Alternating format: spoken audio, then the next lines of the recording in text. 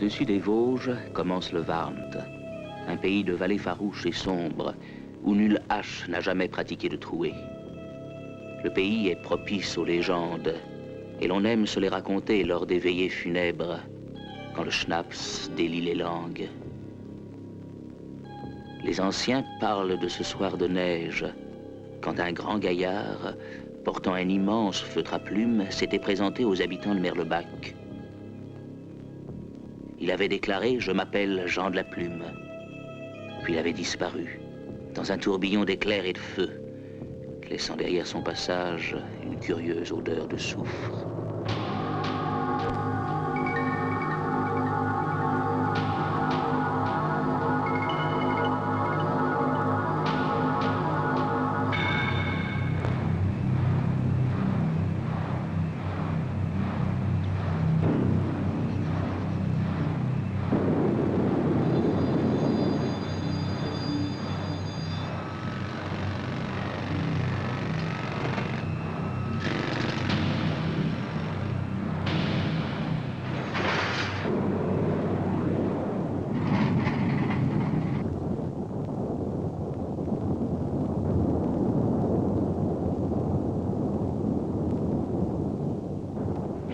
Elle était devenue malade jusqu'à sa mort. Elle a eu des crises tous les jours. Et puis on appelait le docteur il faisait ce qu'il pouvait, puis c'est tout. Hein, mais il ne savait pas ce que c'était. D'ailleurs, au mois de septembre, elle est morte. Et après, il y avait une femme qui est venue, elle a demandé à ma mère si elle n'a rien remarqué. Ma mère, sur le coup, elle ne savait pas, puis tout d'un coup, elle lui a demandé si elle devrait regarder dans les oreillers. Ma mère, elle a ouvert, et elle a trouvé un oiseau formé complètement. Mais c'était trop tard, ma soeur était déjà morte. Il y avait des autres femmes qui sont venues aussi, qui lui ont demandé des conseils, et puis ma mère, elle est venue, elle est allée voir chez eux, et puis ils ont trouvé aussi des oiseaux à moitié formés dans les oreillers. Je vais vous faire voir.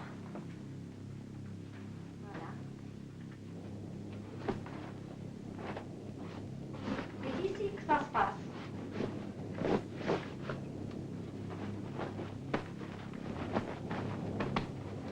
Mon frère, la nuit, il dormait pas. La journée, il dormait comme un loir. La nuit, dès qu'on le mettait au lit, il braillait comme tout. Bon, ma mère a trouvé ça quand même bizarre, hein, sous le coup. Hein. Et bon, on avait un voisin qui était un curé. Et ma mère en a parlé à ce curé. Et elle lui a expliqué le truc. Alors, le curé lui a dit, bon, il faudrait regarder dans le lit. Ma mère, effectivement, a regardé dans le lit, puis on a trouvé un truc fait en plume.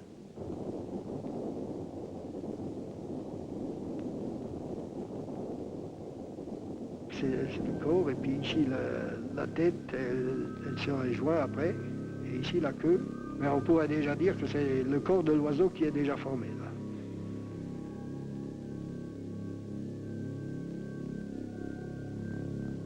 C'est malheureux de constater qu'il y a beaucoup trop de gens qui se trouvent au cimetière parce que rien n'a été fait. Et en général, comme là, regardez, c'est impensable. On trouve même une ficelle dedans que les gens n'emploient jamais lorsque ils font les oreillers ou les étourdants. Cela n'existe pas. Même pas dans le commerce. On n'arrive pas à trouver la ficelle qu'il y a là. Ça, c'est un cas flagrant. Ne vous en faites pas. Je l'ai neutralisé avant. Allez voir ça.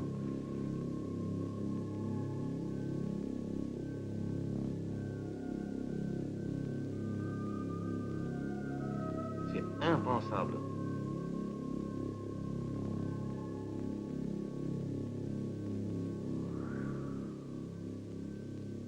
Vous trouvez par exemple des formes des plumes enroulées comme une sorte de longue spirale, ou bien comme une quenouille, ou bien des boules comme celle-ci, ou bien quelquefois c'est comme un escargot encore plus grand, bien concentrique comme ça, en spirale.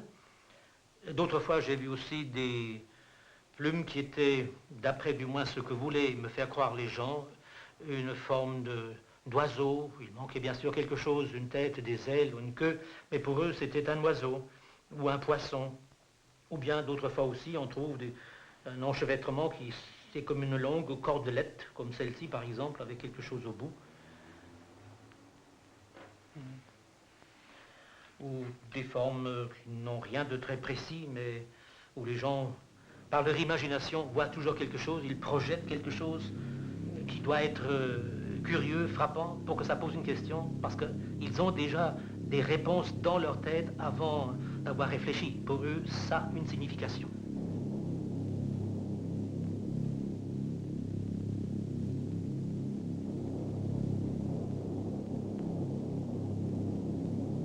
Tout a commencé le lendemain de la Seconde Guerre mondiale, en 1949, dans la petite ville minière de Merlebach. Chaque jour, 3000 hommes descendaient à la mine, à 800 mètres sous terre. Le travail ne manquait pas, il fallait reconstruire et extraire toujours plus de charbon. Les services de jour et de nuit se succédaient à un rythme soutenu, scandé par la remontée et la descente des cages. Et pourtant, depuis plusieurs jours, un malaise indéfini planait au-dessus des baraques de la rue d'Oradour. Et cela depuis le vendredi 15 novembre 1949. Plusieurs jeunes enfants étaient subitement tombés malades. Les médecins alertés baissaient les bras devant les symptômes inconnus. Le mal, c'était une sorte de maladie de langueur, un amaigrissement d'une rapidité telle qu'il laissait les parents désarmés. Les enfants ne dormaient plus, ou s'ils dormaient, se réveillaient à heure fixe et se mettaient à hurler. Puis ils mouraient, provoquant l'effroi dans tout un quartier. Mais bien souvent, c'était le chef de famille, le robuste mineur, qui était frappé aussi soudainement et de la même manière. Hommes et femmes ressentaient des coups portés à la tête et des maux d'estomac. Le quartier Cuvelette, lui, ne vivait plus. Les habitants semblaient hypnotisés et cessaient le travail. De la maladie, on en parlait à Forbach, à Diebling, Carling, Faschwiller et Kreuzwald, où l'exemple le plus douloureux fut celui de cette bonne sœur, jeune et en pleine santé, qui a dû s'aliter, puis est morte rapidement.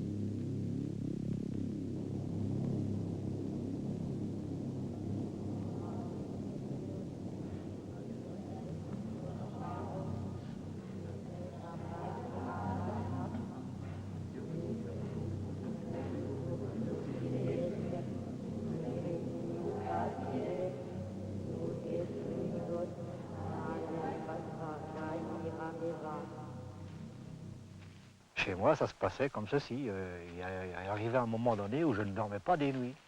Par la suite, ce sont les enfants qui ont été perturbés. Ils entendaient des bruits dans les greniers, des pas, des coups de canne.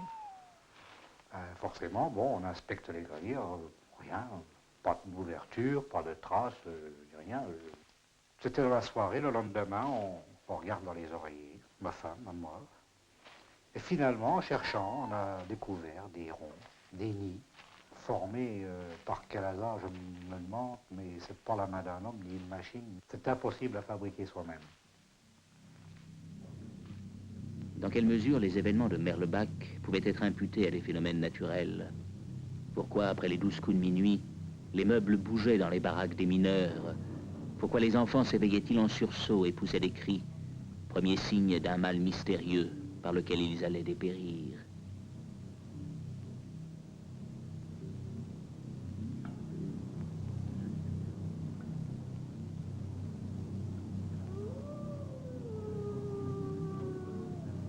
On a découvert une construction, on ne peut pas l'appeler autrement, faite de plumes, uniquement de plumes, ayant la forme d'un poisson de 20 à 25 cm de long. Le tout était noué d'un fil rouge et de cheveux de femme. C'est un amas inextricable. D'ailleurs, on a essayé de séparer toutes ces plumes, rien à faire. Et bien sûr, comme les histoires de plumes étaient très très connues dans le coin, tout de suite, bien sûr, on va mettre ça au feu, ce qui a été fait. Il se trouve que dans la cuisinière, le lendemain matin, l'objet qui aurait dû brûler durant la nuit était intact.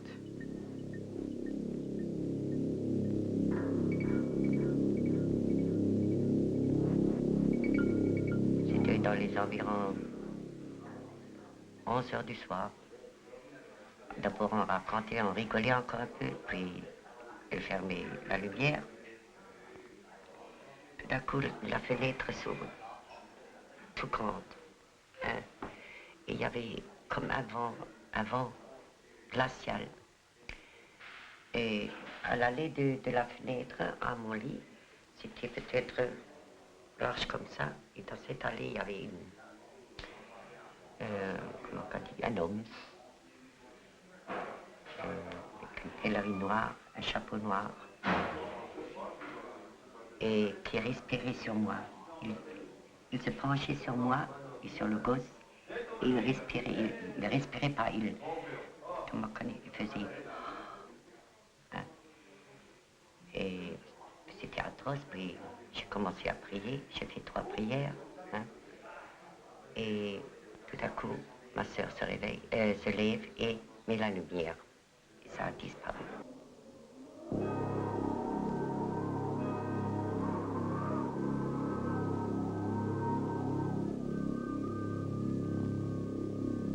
On soupçonne rapidement une femme de la cité Cuvelette, une polonaise, de répandre le mal sur les baraques, à tel point qu'un soir elle échappe de justesse à la colère des habitants, en se cachant chez elle, sous un faux plafond.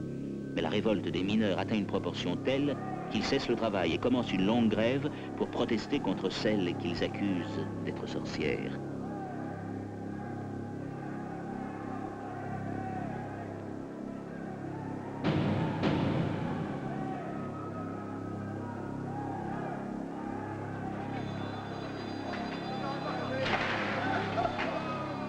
Le commissaire de l'époque, qui avait pensé au départ à un problème de logement parce qu'on logeait 2 familles dans ces baraques, devait bien se rendre compte que même après le départ de la polonaise, le mal s'étendait à d'autres cités, puis à d'autres villages encore.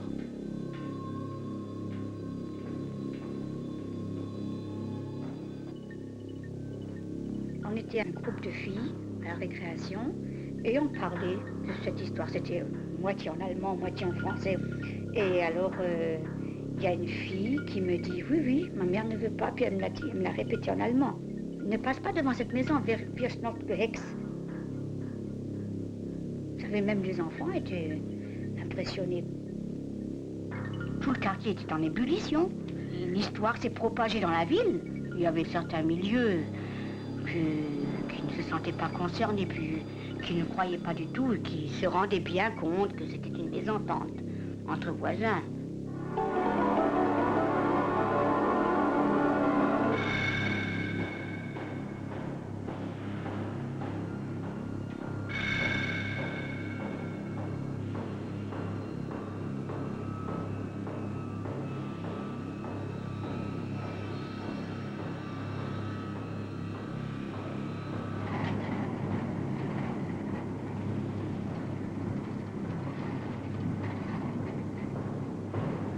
Une fois, ma mère, elle avait jeté un oiseau comme ça, à moitié formé, dans le feu.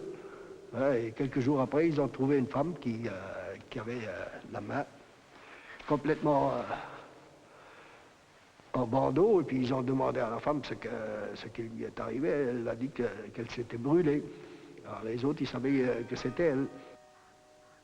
Il y avait toutes les ménagères, ils la poursuivaient.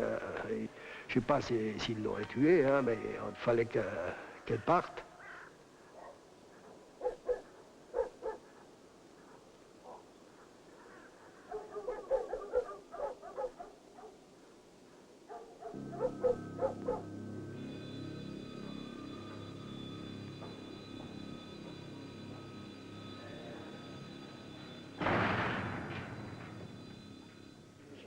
C'est à vue d'œil. Hein. Et je ne pouvais plus marcher, tellement ça me faisait mal au cœur, un mouvement, un mal au cœur. Alors je pensais, il faut que je fasse quelque chose, parce qu'aucun docteur n'a trouvé le mal que j'ai. Alors j'ai ouvert mon oreiller, et j'ai trouvé un cœur dedans. Et c'était le cœur qui vraiment me faisait mal, hein, en marchant et tout. Et j'ai pris le cœur, je l'ai posé sur la pierre, hein, et j'ai pris mes talons, mes chaussures, et je priais. Je disais, aussi vrai que Dieu existe, que par Dieu, cette personne qui me veut du mal, et ce mal que je fais à ce cœur, avec les pieds, avec mes talons, dans la figure jusque dans la gorge. C'est ce que j'ai souhaité à cette personne parce que je n'étais jamais méchante avec personne et sûrement cette personne-là. Bon. Et puis j'ai brûlé.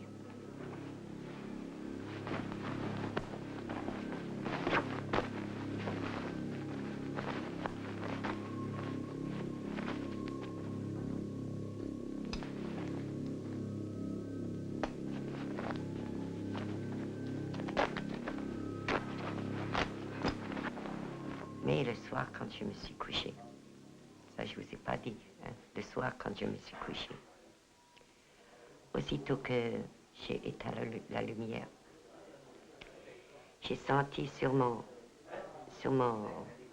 buste quelque chose de lourd qui respirait sur moi et qui me prenait toute la vie. Je ne pouvais pas me remuer.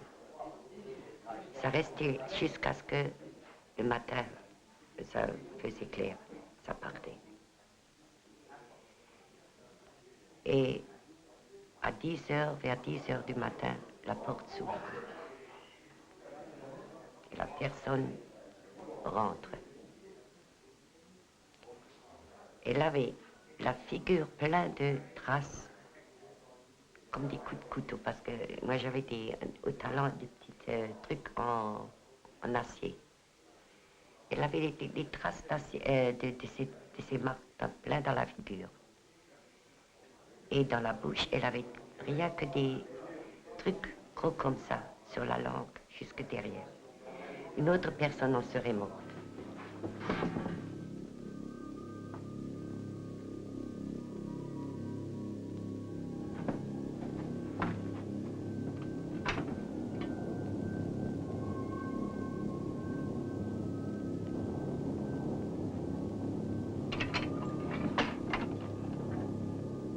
Quelques années plus tard, en 1955, l'épidémie de plume devait à nouveau frapper un petit village proche de Merlebach, Frankaltroff. Jean Willenborg, journaliste de l'époque, se rappelle bien l'histoire. Alors, ce qui était très curieux, c'est qu'on voyait certaines nuits le diable venir dans son grenier, ça faisait un tatamar formidable, il était réveillé en pleine nuit, ainsi que sa fillette. Elles allaient dans le grenier et s'apercevaient que les bruits, le diable avait disparu, les bruits avaient cessé, mais par contre, tout d'un coup, il y avait un cri qui était poussé, qui était absolument normal. On entendait « Oyez, oyez, oyez !» Et l'on ne tarde pas à découvrir 9 étranges fleurs de plume, des fleurs du mal, avec au milieu un oiseau inachevé auquel il manque la queue. Un oiseau de mort, dira-t-on plus tard.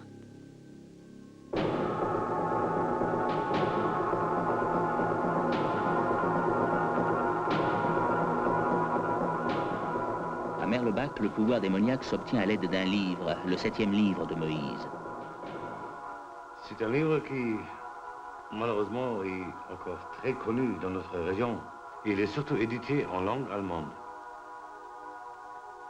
Et malheureusement, c'est celui-là qui fait beaucoup de tort et qui permet justement de faire et de produire cette mauvaise chose.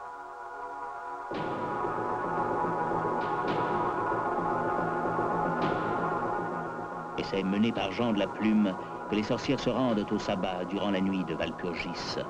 C'est la haute chasse. L'arrière-grand-père était parti faire la cueillette des pommes ou des cerises, je ne sais plus. Et la cueillette était un peu plus longue que prévu. Et à la nuit tombée, il était toujours sur son arbre en train de cueillir les fruits. Et les enfants jouaient au bas de l'arbre et tout à coup, on aurait vu arriver un cortège assez mystérieux dans lequel se trouvaient les hommes et les femmes, donc sorciers et sorcières, et qui chantaient. On parle aussi des âmes qui se métamorphosent sous forme de duvet de plumes, dit-on, et qui se glissent dans les édredons des dormeurs durant la nuit. C'est pendant le sommeil que tout se passe, que les plumes s'agglutinent et se forment.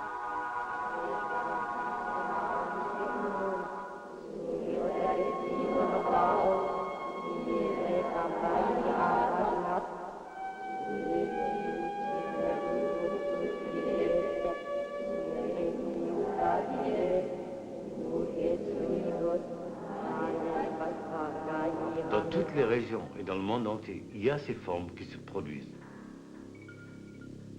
À l'autre bout de la France, en 1593, le pays d'Anjou est victime d'une curieuse épidémie. On découvre avec étonnement dans les villes et les villages des tapons de plumes en forme de limaçon. En démêlant ces boules de plumes, on découvre à l'intérieur des ficelles et des bouts de cordelettes. On dit qu'un serpent venimeux vit dans ces plumes, un serpent qui peut faire mourir de la maladie de Langueur. Je suis sûr qu'il y a une explication naturelle, même si des savants ne se sont pas posés vraiment la question, parce que ça ne paraissait pas assez important. Ils ne se sont pas penchés sur la chose, mais il doit y avoir une explication naturelle, comme à toutes sortes d'autres phénomènes qu'ils me soumettent. Moi, je suppose qu'il y a là-dedans des questions d'attraction, de magnétisme. J'essaye de leur faire comprendre par une comparaison en disant, voyez, vous avez une feuille de plastique en main, vous l'approchez d'une autre feuille, et puis tout à coup l'autre se lève et se colle contre la feuille de plastique. Il y a des phénomènes d'attraction qui jouent là-dedans, et ça doit être la même chose ici, dans ce domaine-là. Parce que derrière ces plumes, il y a souvent des drames familiaux qu'on n'apprend que dans la suite. Je vois tel cas où dans la famille, on soupçonnait la maman de monsieur. Ou bien quelquefois c'est une bru, c'est un gendre, ou bien une personne qui habite dans la rue, qui n'est pas très bien réputée. De sorte que je calme vraiment le jeu et je dis aux gens, ne faites surtout pas d'interprétation, vous ne pouvez avoir aucune certitude ni sur le sens de ces phénomènes, ni sur les personnes éventuellement concernées. Le véritable travail du démon ne consiste pas à s'amuser avec des plumes, mais à pervertir les esprits. Son intention n'est pas de se trahir et de laisser sentir qu'il agit, mais de travailler en douce.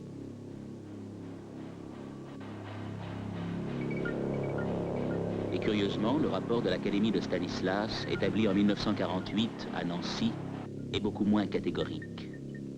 Les formes de plumes présentées à l'Académie sont au nombre de 5, dont 3 en forme de cocarde ou de rosace et 2 en forme de gros cigares. M. Perrin a supposé qu'il s'agissait de cocons, car le brassage, avec ou sans pression sur la masse du contenu d'un oreiller, n'arrive pas à produire des boules de l'une ou l'autre forme, du moins dans les conditions où il a été essayé. M. Linhart dénie à ces amas de plumes la qualité de cocon et les considère comme étant le résultat d'une construction patiente, faite de main d'homme, ou plutôt de femme. Mais cette fabrication des boules de plumes explique incomplètement leur multiplicité dans certains villages.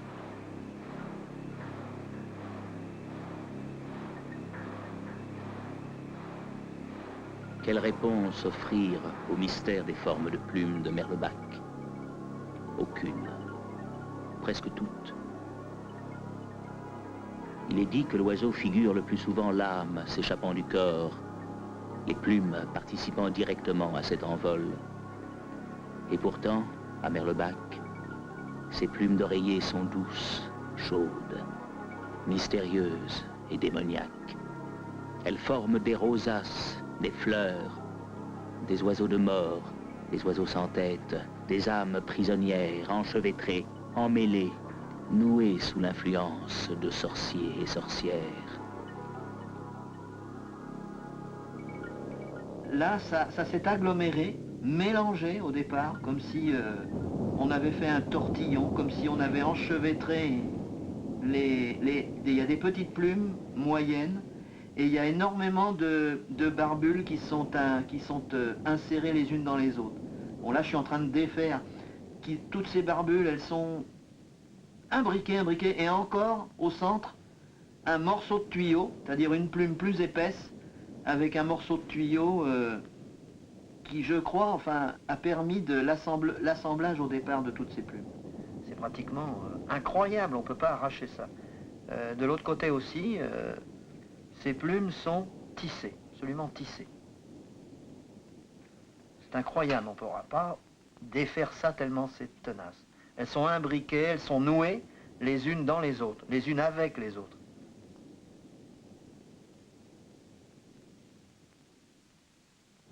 C'est très curieux.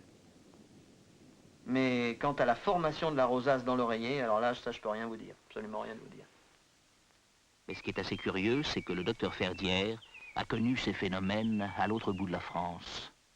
Je me suis aperçu en rentrant dans la maison, quand j'ai prise, qu'il y avait des restes de calcination dans toutes les cheminées. Ça nous a intrigués. Alors j'ai interrogé la femme de ménage qu'elle avait conservée, des propriétaires antérieurs. Elle m'a dit, ah ben c'est parce que vous comprenez, avant, madame a fait un exorcisme. J'ai dit, un exorcisme? Oui, oui, oui, oui, oui. On a pris des plumes, on les dans les oreillers, on les a mis dans les cheminées, puis nous les avons brûlées. Et il y a des prêtres qui sont venus, qui ont récité des prières, et qui en faisant des grands signes de croix un peu partout. Je me suis dit, tiens, ça m'a intéressé, les plumes. Alors j'ai interrogé les gens autour de moi. Puis il y en a un jour qui m'a dit, mais vous savez, vous en avez au musée basque. Il y en a des plumes au musée basque, pourquoi n'y allez-vous pas? Alors je suis allé au directeur, j'ai dit, monsieur le directeur, on m'a dit que vous aviez des plumes. Il m'a dit, ah oui, oui, oui, le directeur. C'est des plumes que vous avez depuis longtemps. Oh non, c'est un don qui nous a été fait il y a quelques années. Vous auriez bien me les montrer, ça m'intéresse beaucoup. Il m'a dit, oh docteur, je vous en prie, ne me demandez pas ça. Je dis, mais pourquoi? Ça m'intéresse. Oh écoutez, la dernière fois que je les ai montrés à quelqu'un comme vous, de passage, là, il m'est arrivé une triste histoire. Il les a pris, j'ai ouvert le tiroir, il les a touchés, et il a eu un infarctus dans la nuit. Il est vrai que l'intouchable duvet est toujours conservé au musée basque de Bayonne. Il porte le numéro 5981. Il est dit de lui, coussinet maléfique. Tandis qu'à Paris, au musée des Arts et Traditions Populaires, sont également conservés 3 curieux objets. Ils ont été apportés jusqu'ici par un libraire de Bordeaux, qui les collectionnait par curiosité. Mais quand ce fut le début d'une longue série d'accidents et d'échecs, le libraire s'en débarrassa bien vite et les expédia au musée. Là, dans une salle de réserve, à l'écart des autres pièces de collection, on les garde dans leur boîte d'origine et on ne les expose pas. Car en effet, rares sont ceux qui ont le courage de venir jusque dans cette pièce et d'examiner sans appréhension ces 3 formes de plumes.